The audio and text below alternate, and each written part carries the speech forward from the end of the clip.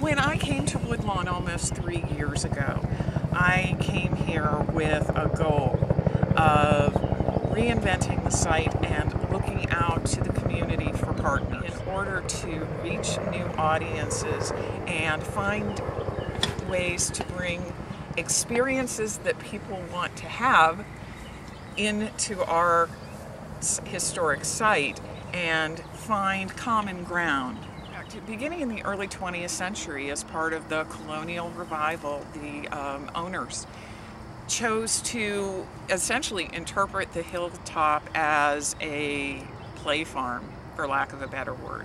And then under the Trust's ownership in the 50s, which is very much the model at the time, a lot of what had been kitchen garden space and working space was transformed into decorative space, and formal boxwood mazes and rose gardens and those things were put in place.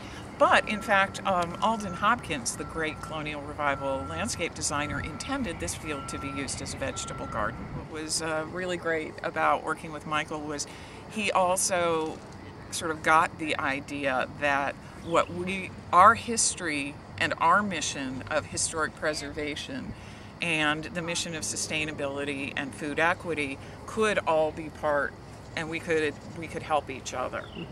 And we could broaden both of our audiences and bring them together and really open up an interesting dialogue. Yeah, and I had not had any experience with the National Trust for Historic Preservation, but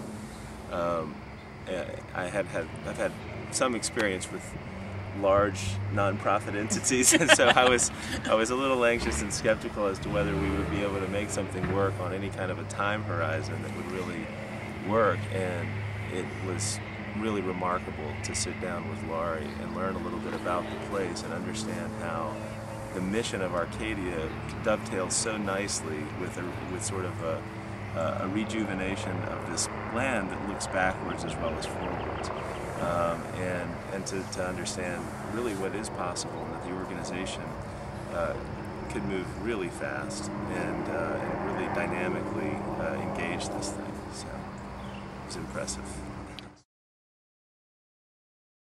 If we were an inner city townhouse on 1/10 of an acre, this wouldn't work. I think the lesson is you need to look to your own heritage and your own roots and see, what does your property want to be? What was it intended to be? What was it designed to be? And then secondly, find Michael. Laurie's lessons come from the perspective of the administrator or the manager of a property. Mine come from the perspective of somebody outside of that world who would like to do something, in partnership. I think, the importance of the partner is so huge.